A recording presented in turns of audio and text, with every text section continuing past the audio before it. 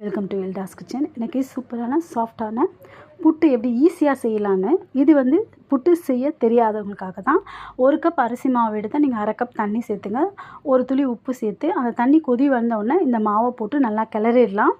கை வைக்கணும்னு அவசியமே கிடையாது. அப்படியே எல்லா மாவும் தண்ணி படுற மாதிரி கிளறி எடுத்துலாம். பிடிச்சா அப்படி உருண்டை பிடிக்க வரணும். ஏலக்காய் தூள் சேர்த்துக்கலாம்.